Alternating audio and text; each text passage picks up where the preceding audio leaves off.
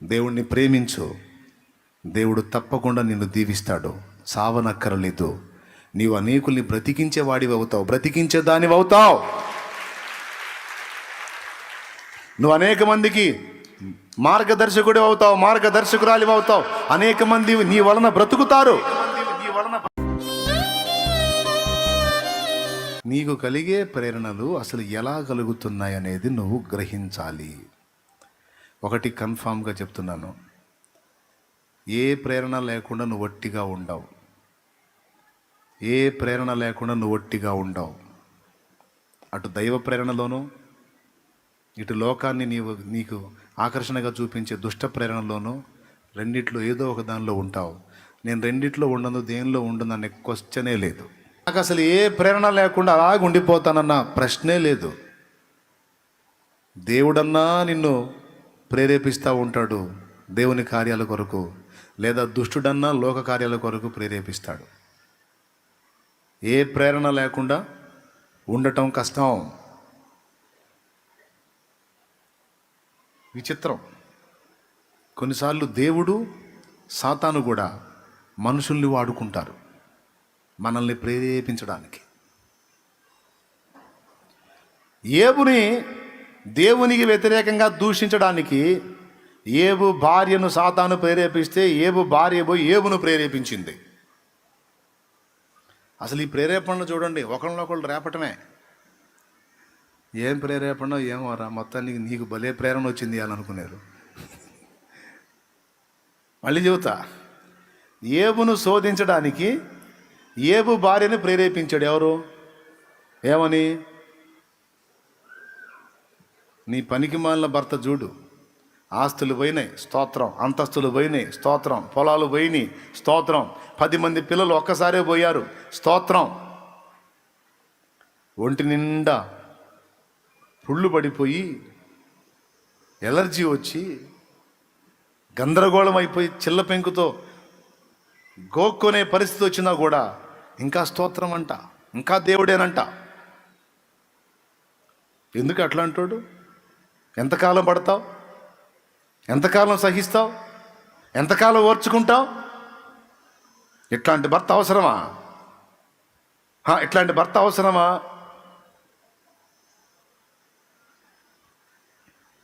కఠినంగా మాట్లాడు, తేలిపోయింది, ఏదో ఒకటి చేసుకొని సస్తాడు. మాట్లాడు, కఠినంగా మాట్లాడు, తన ప్రాణం తనే తీసుకుంటాడు. మాట్లాడు మాట్లాడు మాట్లాడు మాట్లాడు మాట్లాడు కఠినంగా మాట్లాడు, వ్యతిరేకంగా మాట్లాడు. మాట్లాడకపోతే లాభం లేదు, మాట్లాడాల్సిందే మాట్లాడాల్సిందే మాట్లాడాల్సిందే. వెళ్ళిపోయింది ఆవేశంగా. అక్కడ స్తోత్రాలు చెబుతున్నాడు. దేవా నీకు స్తోత్రం, దేవా నీకే స్తుతి. పిల్లలందరినీ తీసుకున్నావు స్తోత్రం, నువ్వు ఇచ్చావు, నువ్వే తీసుకున్నావు, నీకే మహిమ. ఎందుకయ్యా నన్ను ఇలా చేశావు? ఎందుకయ్యా నాకు ఈ పరిస్థితి? నేను చేసిన దోషం ఏంటి తండ్రి? ఏదో ఆయన గోళ్ళ ఆయన ఉన్నాడు. పోయి ఏముంది? చదువమ్మా.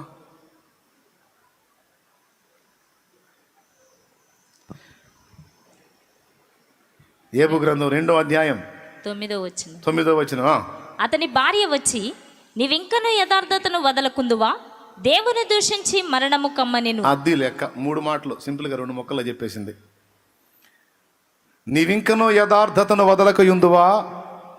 ఈ మాట ఏబు భార్యదా లూసిదా?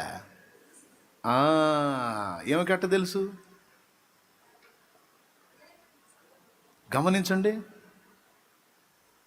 నువ్వు వెళ్ళి తిట్టు, కఠినంగా మాట్లాడంటే మాట్లాడతాను అని ఎప్పుడైతే డిసైడ్ అయిందో వాడు ఎంటర్ అయ్యాడు. ఏబు భార్య కాదు, ఆమెలోకి వచ్చి వాడు మాట్లాడుతున్నాడు. లేకపోతే పరలోకంలో జరిగిన డిస్కషను ఏమి ఎట్లెత్తుతుందండి? ఫోన్ చేసి చెప్పారు ఏంది అక్కడి నుంచి? ఏబు యథార్థతను గురించి, ఏబు దూషణ గురించి ఎవరికి అవసరం? ఏబు భార్యకా సాతానుకా? విసుగు పుట్టింది వాడికి. విసుగు పుట్టి ఏబు భార్యను ప్రేరేపించి ఆమె లొంగటానికి ఇష్టపడ్డప్పుడు ఆమెలోకి ఎంటర్ అయ్యి ఆమెలోనే మాట్లాడుతున్నాడు. వాడేమని తెలుసా? నీవు ఇంకా యథార్థత వదలకయుందువా. ఆయన చెప్పినట్టే చేస్తున్నావే నువ్వు. యథార్థవర్తనుడు, న్యాయవంతుడు, యెహోవా యందు భయభక్తులు కలిగి చెడుతనము విసర్జించిన వాడు నా పెద్ద ఆయన చెప్పినట్టే చేస్తున్నావుగా నువ్వు. ఇంకా యథార్థత వదలకుందువా? నువ్వు వదలాలా ఏబు యథార్థత? నువ్వు రివర్స్ అయిపో. దేవుణ్ణి దూషించు, దేవుణ్ణి దూషించు. ఇదిగో లూసిగాడి శోధనలు ఇంతే ఉంటాయి, లూసిగాడి ప్రేరణలు ఇంతే ఉంటాయి. ఏమన్నా తెలుసా? ఇదిగో నీతి న్యాయం మంచి గించి అనుకుంటే కుదరదు. ఇట్టయితే బాగానే ఉంటుంది, తెగిస్తేనే ఇక భక్తి గిక్తి మంచి గించి నీతి దేవుడు ఇవన్నీ చెప్తే అయ్యేది కాదు. తెగించాలా, తెగించి తిరగబడాలా అని రెచ్చగొడతాడు. ఇది వాడిది. 2, దేవుణ్ణి తిడతారు, కొంతమంది దూషిస్తారు. ఎవడన్నవాడు దేవుడు అంట. దేవుడు ఎవడన్నవాడు? ఏడున్నాడు అన్నవాడు? వాడు ఉన్నాడు అసలు? వాడికి నీతి ఉందా? వాడికి న్యాయం ఉందా? వాడికి మంచి చెడ్డలు తెలుసా? వాడు మనిషేనా? వాడికి హృదయం ఉందా? ఎక్కడ ఉన్నాడన్న దేవుడు? ఏందన్న ఈ దారుణం అన్న వాళ్ళని కూడా చూశాను నేను. ఏదో బాధలో అన్నాడులే, వేదనలో అన్నాడులే అనుకుంటాం, కానీ అక్కడ కూడా వాడి ప్రేరణే. ఒకడు దేవుణ్ణి తిడుతున్నాడు అంటే వాడు అపవాది చేత శోధించబడుతున్నాడు. ఒకడు మనల్ని దేవునికి యథార్థంగా ఉండొద్దు, యథార్థంగా ఉంటే కుదరదు, దేవునికి రివర్స్ అవ్వు అని మనతో మాట్లాడుతున్నాడంటే వాడు దయ్యం చేతే శోధించబడుతున్నాడు. 3, సావు. కొంతమంది భార్యలు భర్తలను అంటారు ఆవేశంలో. మామూలుగానేమో ఏమండి ఇదిగో ఓయ్ అనేవాళ్ళు. ఆవేశంలో రేయ్ దుర్మార్గుడా చావరా, ఏమన్నా చేసుకొని చావురా, దేనికైనా తలబెట్టరా అనరా. మళ్ళా అనమాట. అబద్ధాలు ఆడకుండా చెప్పండి, అబద్ధాలు ఆడకుండా చెప్పండి. ఇప్పుడు కాదులే, మారు మనసు పొందకముందు ఎప్పుడన్నా నీ జీవితంలో ఒక్కసారన్నా యథార్థవంతులు మీరు చేతులు ఎత్తితే అన్నోళ్ళు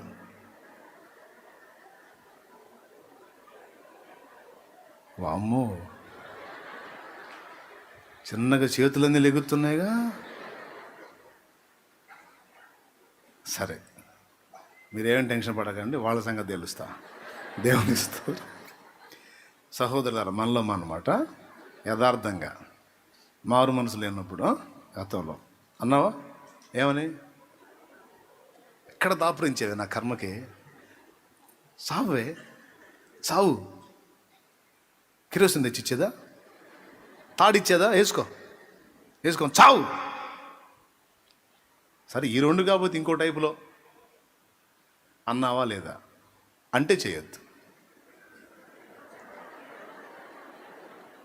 రైట్? మీరే యథార్థవంతులే, దేవునికి స్తోత్రం కలుగును గాక. ఈ 3వది కూడా వాడిదే. యేసయ్య ఎప్పుడైనా ఎవరినైనా చావమన్నాడా?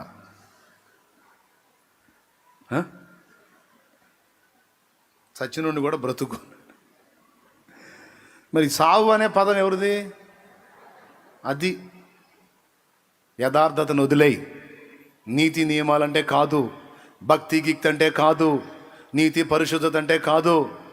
బరి తెగించి లైన్లోకి వస్తేనే ఏదన్నా మనం నిలిచేది. ఈ భక్తి గిక్తి అంటే భజనే మిగిలిద్ది, ఇంకేం మిగలదు అని ఎవడైనా మనుషులు నిన్ను అంటున్నారు అంటే వాళ్ళ దయ్యం దూరిందని అర్థం. ఇదేదో కరెక్ట్గానే ఉంది కదా అని బెండయ్యావనుకో, ఖచ్చితంగా తేడా పడతావు. మనుషుల్ని వాడుకొని శోధిస్తున్నాడు వాడు. ఒక మనిషి ఇంకొక మనిషిని ప్రేరేపణ కలుగజేస్తుంది. యథార్థతను వదులు, దేవుణ్ణి తిట్టు, చావు. ఈ 3 చేస్తే అపవాది గెలుస్తాడో. ఈ ఇద్దరి ఛాలెంజ్ ఈమెకి ఎట్ట తెలుసు? ఈమెకి తెలియదు. జస్ట్ భర్తను తిడితేనే అని వీడిచ్చిన సలహాకు లోబడింది కనుక వాడు ఎంటర్ అయ్యి ఈ 3 సంగతులు వాడౌట్ చేశాడన్నమాట. ఈరోజు ఇక్కడ కూర్చున్న నీ జీవితంలో కొంతమంది నిన్ను అలా అంటుండొచ్చు. దేవుడు దేవుడు దేవుడు అని తెగ పరిగెత్తి వస్తున్నావు కదా, ఏది అయిందా మరి? పెళ్ళి అయిందా? వచ్చిందా నీకు ఉద్యోగం? కలిగారా పిల్లలు? జరిగిందా నీకు మేలు? నీ బతుకంతా ఇంతేనే, నీ జీవితం అంతా ఇంతే. భక్తి అంటే భక్తి, దేవుడు అంటే దేవుడు. ఎక్కడ మళ్ళీ మనకు మేలు చేసినట్టుగానే, మన మంచి కోరినట్టుగానే, మన ప్రయోజనం కోరినట్టుగానే మనకి విరక్తి కలిగించే మాటలు మాట్లాడుతుంటారు ఫ్యామిలీస్లో. టెన్షన్ పడొద్దు, దురాత్మ వాళ్ళని అట్లా శోధిస్తూ ఉంది. దురాత్మ ప్రేరణకు లొంగి వాళ్ళు నిన్న మాటలు అంటున్నారు. వాళ్ళు అన్నారు కదా, నువ్వు తాడో చేరో సున్నియో ఏడుంది డబ్బా, ఏడుంది పురుగు మంది డబ్బా అని డబ్బాలో ఎతకొద్దు. ఇంత కాదు, ఇంకా ఇంత బాధ అయినా పడతా. సరే తిడితే తిట్టండి, అంటే అనండి, అన్నీ పడతా. కానీ నా దేవుడు ఉన్నాడు, ఆయన మీద నా నిరీక్షణ మాత్రం పోనేయండి.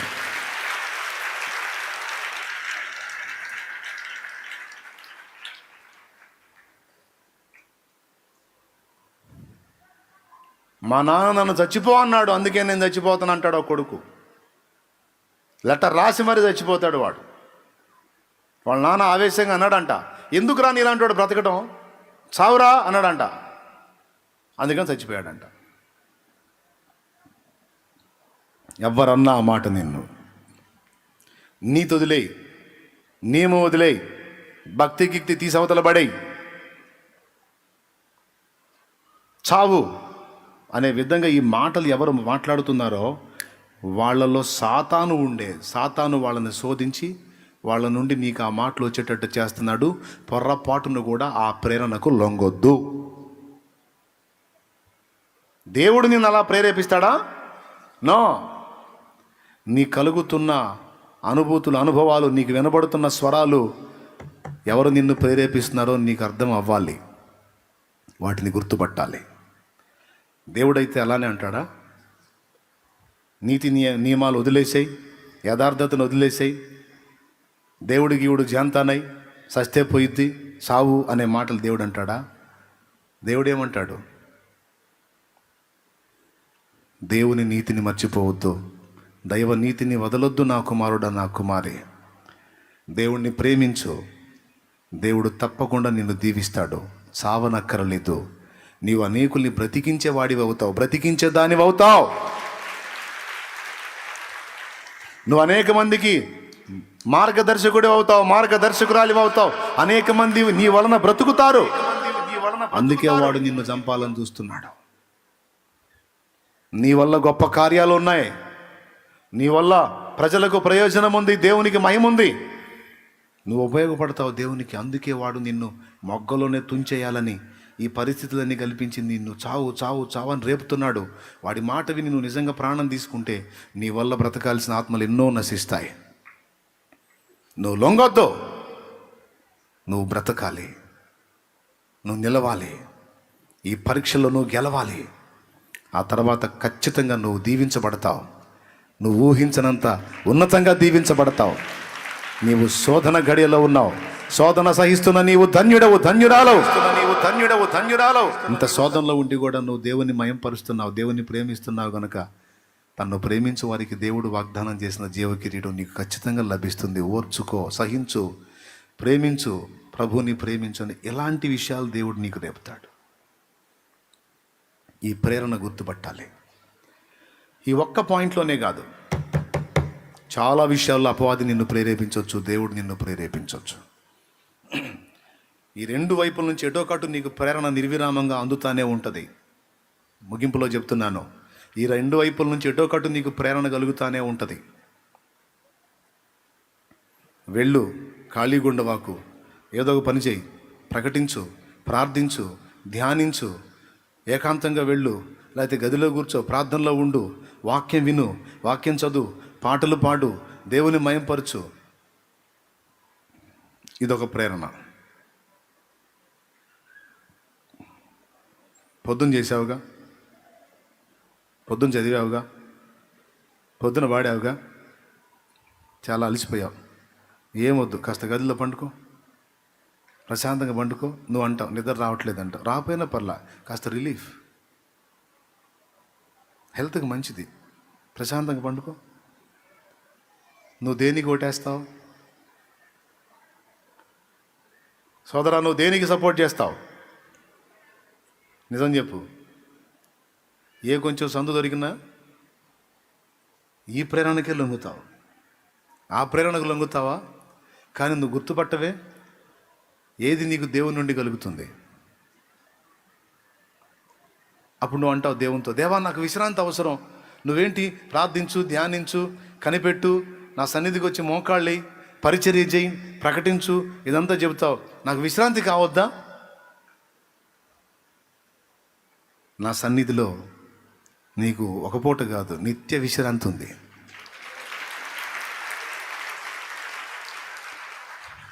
నువ్వు పండుకుంటే నీ శరీరానికి విశ్రాంతి, నా సన్నిధికి వస్తే నీ ప్రాణాత్మ దేహములకు మొత్తానికి విశ్రాంతి.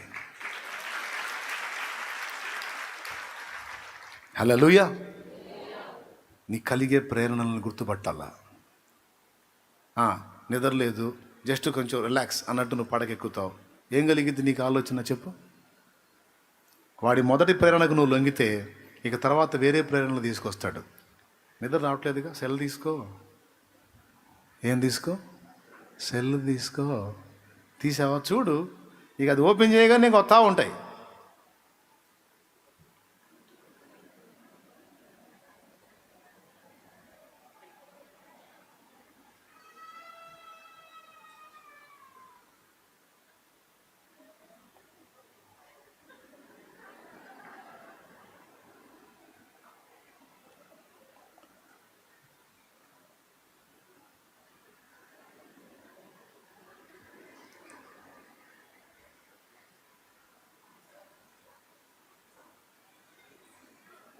నిజమేనా? ఎంతమంది చేతులు ఎత్తితే అది అర్థం. దేవునికి మహిమ. ఎంత షో చేస్తున్నారండి అమ్మా. దేవునికి స్తోత్రం కలుగును కాక. హల్లెలూయా. కొంతమంది దైవిక ప్రేరణకు లొంగి ప్రయాసపడతా ఉన్నారు. నీ కలుగుతున్న ప్రేరేపణలను గుర్తుపట్టు. అవి దేవుని నుండి కలుగుతున్నాయా? అయితే అవి ఎలా ఉంటాయి తెలుసా? దేవుని మహిమార్థమై ఉంటాయి, వాక్య సమ్మతంగా ఉంటాయి, వాక్యానుసారంగా ఉంటాయి. అపవాది ప్రేరణలు ఎలా ఉంటాయి? దీనికి వ్యతిరేకంగా ఉంటాయి. కొన్నిసార్లు దీనిలోని సంబంధించిన విషయాలు లాగానే అనిపిస్తూ దారి మళ్ళిస్తాయి. అది కూడా చెప్తా ముక్క.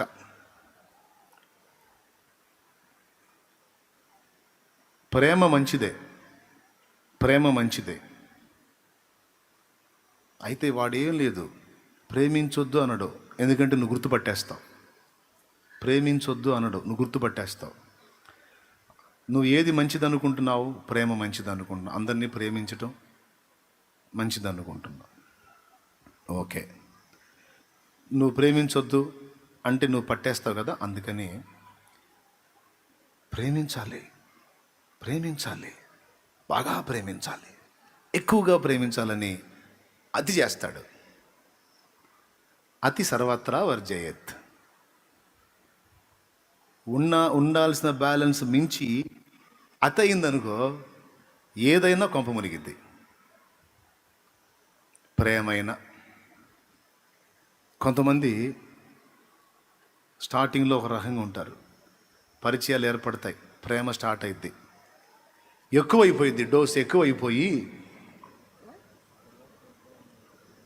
డబ్బుల దగ్గరికి వెళ్ళిపోతారు. ఒకరికొకరు ప్రేమతో లక్షల్లో హెల్ప్ చేసుకునే కాడికి వెళ్ళిపోతారు. ప్రేమతో అడ్డం ఉండే కాడికి వెళ్ళిపోతారు. మధ్యవర్తిత్వం ప్రేమతో. ఎంత ప్రేమ! దేవుని ప్రేమ. బాగా డెప్త్లోకి వెళ్ళిపోతారు. మన పాపముల కొరకు యేసు ఉత్తరవాది, అక్క నీ కొరకు నేను ఉత్తరవాది, చెల్లి, అన్నా, తమ్ముడు. బాగుంది అన్న డబ్బులు తీసుకున్నాడు, అంతే సంగతులు. చెల్లి డబ్బులు తీసుకుంది, అంతే సంగతులు. ఇప్పుడు ఏమాయే? ప్రేమ. ప్రేమ ప్రేమగా ఉండాలి, సోషలిజంగా ఉండాలి, చొరవగా ఉండాలి, చనువుగా ఉండాలి. నా ఇల్లు నీ ఇల్లు కాదా? నా నా టేబుల్ నీ టేబుల్ కాదా? నా ఫుడ్ నీ ఫుడ్ కాదా?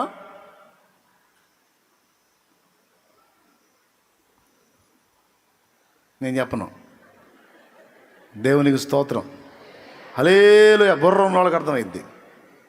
అతి అదంటే దేవుడిని బట్టి చేశానన్నా, దేవుడిని బట్టి నమ్మానన్నా. నేను అందుకే అంటాను, లేఖను సరిగా చదవాలి. నీ ప్రేమ తెలివితో ఉండమని ఉంది. నువ్వు దేబ్రే ముఖం వేసుకొని ఒక మొక్కే పట్టుకుంటే అట్లా తెలివి ఉండదా?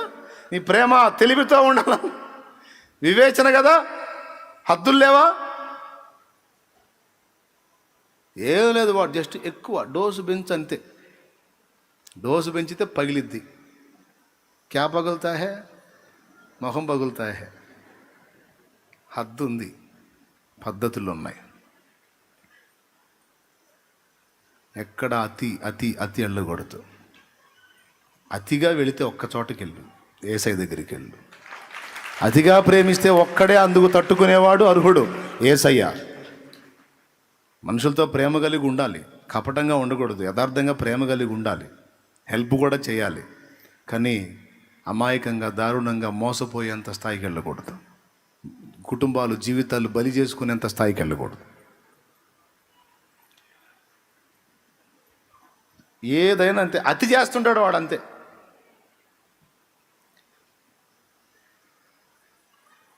చనువు ఉంది, ఆ చనువుని ఎక్కువ చేసి ఇంకో సంబంధానికి తీసుకెళ్తాడు వాడు. అర్థమైందా? ఆ పిలుచుకునే పిలుపులు కూడా సంబంధం లేని క్రియలకు తీసుకెళ్తాడు వాడు. అతి చేస్తాడు. అదేమంటే ప్రేమ. దేవుడు చెప్పాడు కదా, ప్రేమ దేవుడు చెప్పాడు, హద్దులు కూడా చెప్పాడు దేవుడు. అందరికీ చెప్తున్నా జాగ్రత్త. కొన్నిసార్లు లేఖనాలను చూపించేవాడు మనల్ని ఫ్రాడ్ చేసే అవకాశం ఉంటుంది. అక్కడ వివేచన కావాలి. దేవునికి మహిమ. యేసయ్య సాతాను ఈ రాళ్ళను రొట్టెలుగా చేసుకొని తిను అంటే, మనుషుడు రొట్టె వలన కాదు దేవుని నోట నుండి వచ్చు ప్రతి మాట వలన జీవిస్తాడని వాక్యంలోంచి ఆన్సర్ చేస్తే, అట్లయితే ఈ శిఖరం మీద నుంచి దూకు, నీ పాదములకు రాయి అయినా తగలకుండా వారు నిన్ను తమ చేతుల మీద ఎత్తిపట్టుకుందని లేఖనంలో 91వ కీర్తనలో 11వ వచనంలో రాసింది కదా అని లేఖనమే చెప్పాడు వాడు. అప్పుడు ప్రభు ఏమన్నాడు? అలాగూ రాయబడి ఉంది, తక్షణమే నేను వెళ్ళి అలాగూ దూకేదను, కొంచెం నిలువుము అన్నాడా? మనమైతే ఖచ్చితంగా అదే చేస్తాం. ఎందుకు చేయడింది? కాపాడు అనుకుంటున్నా ఏంది? కాపాడతాడు, దూకు. ఎందుకు దూకడు? దూకుతా, ఖచ్చితంగా దూకుతా అని దూకుతాం కూడా. యేసయ్య ఏమన్నాడు? నీ దేవుడైన ప్రభువుని శోధింపవలదు అని రాయబడి ఉంది మరి ఒక చోట అన్నాడు. కాలు జారి పడితే కాపాడతాడు, కానీ కాపాడతాడో లేదని దూకితే ఆయన్ని పరీక్షించినట్టు అయింది. నువ్వు దేవుని టెస్ట్ చేస్తావింది, దేవుని దయను వేడుకు, అంతేగాని కాపాడతాడా లేదా, తగ్గిస్తాడా లేదా, బాగుపడతానా లేదా. శోధించటం. తలకాయ నొప్పి వచ్చింది, జండు బాగుంది, అందుబాటులోనే ఉంది, కొంచెం తీసుకొని రాసుకుంటే పోయిద్ది. నేను రాసుకోను. ఇప్పుడు తలకాయ నొప్పి వచ్చింది, తగ్గిస్తాడా లేదా? ప్రభా, నీ దాసురాల్ని, నీ దాసుడిని, ఏసునామలో నాకు తగ్గాలి, ఏసునామలో తగ్గాలి. లోపలేంది? తగ్గిస్తాడా లేదా? అబ్బా, చూడటానికి ఎంత గొప్ప విశ్వాసం. తగ్గించమని దేవుణ్ణి అడుగుతుంది, దేవుణ్ణి అడుగుతున్నాడు.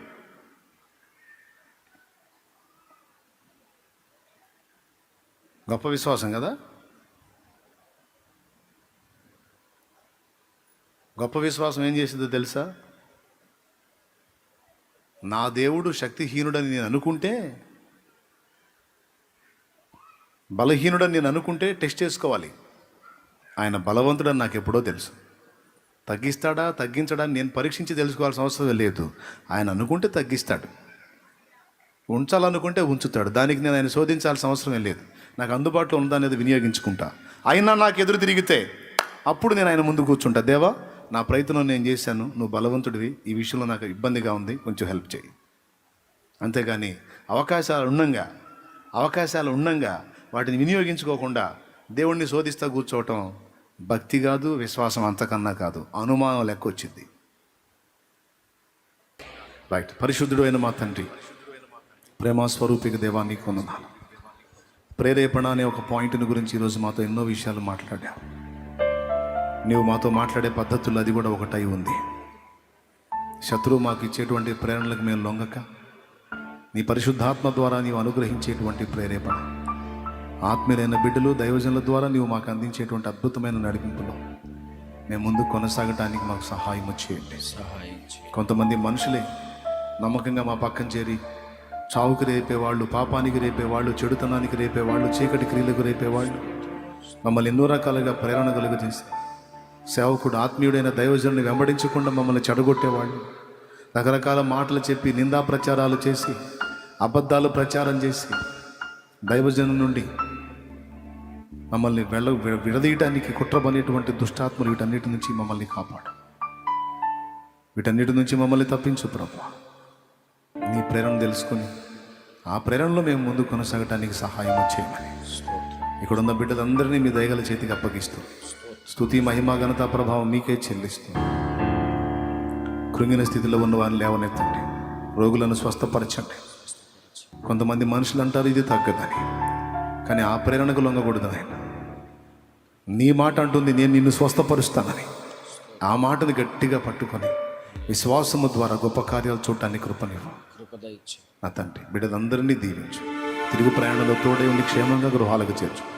ఎవరు ఏ కీడులో పడకుండా బిడ్డలందరినీ నీ కాపుదల్లోకి తీసుకు, వారి చేతనుంచబడిన నూనె నీ శక్తితో నింపు, వినియోగించి ప్రార్థించడం ద్వారా స్వస్థత చేకూర్చు. బిడ్డలు బలపడాలి, నీ నడిపింపులు తెలుసుకోవాలి, నీ కదలికలు గుర్తుపట్టాలి, శత్రువు కుట్రలు కూడా తెలుసుకోవాలి, వాడిని ఎదిరించాలి. వాడు ఇచ్చే దుష్ప్రేరణలకు లొంగకుండా నీ కాపుదల బిడ్డలు భద్రంగా ఉండాలి. వారి ఆత్మీయ జీవితాన్ని, భక్తి జీవితాన్ని భద్రంగా కాపాడుకునే కృప ప్రతి బిడ్డకు దయచేయి. బిడ్డలందరినీ పేరు పేరు వస్తున్న నీ చేతికి అప్పగిస్తూ యేసు నామములో ప్రార్థిస్తున్నాము తండ్రి. ఆమేన్. పరలోకమందున్న మా తండ్రి, నీ నామం పరిశుద్ధపరచబడును గాక, నీ రాజ్యం మాకు వచ్చును గాక, నీ చిత్తము పరలోకమున నెరవేరుచున్నట్లు భూమి అయినంతటను నెరవేర్చబడును గాక. మాకు కావలసిన అనుదిన ఆహారం నేడు మాకు దయచేయండి. మా పట్ల అపరాధం చేసిన వారిని మేము క్షమించిన ప్రకారం మీరు మా అపరాధములు క్షమించండి. మమ్మల్ని శోధలోనికి తేక దుష్టి నుంచి, కీడు నుంచి తప్పించండి. ఎందుచేతనగా రాజ్యము, బలము, మహిమ, శక్తి సర్వము నిరంతరము నీవైనావు తండ్రి. ఆమేన్. ఆమేన్. ఆమేన్. మన తండ్రి అయిన దేవుని ప్రేమ, కుమారుడైన యేసుక్రీస్తు వారి కృప, పరిశుద్ధాత్మ దేవుని అన్యోన్య సన్నిధి, సహవాస సమాధానాలు సమకూడిన మనకు సకల పరిశుద్ధులకు సదాకాలము తోడయుండి నడిపించునుగాక. ఆమేన్. ఆమేన్. ప్రభేసు రక్తమునకే చేయం, ప్రభేసు రక్తమునకే చేయం, ప్రభేసు నామమునకు సంపూర్ణ విజయం కలుగునుగాక. ఆమేన్. ఆమేన్. ఆమేన్. హల్లెలూయా, హల్లెలూయా, హల్లెలూయా, హల్లెలూయా, హల్లెలూయా. హల్లెలూయా.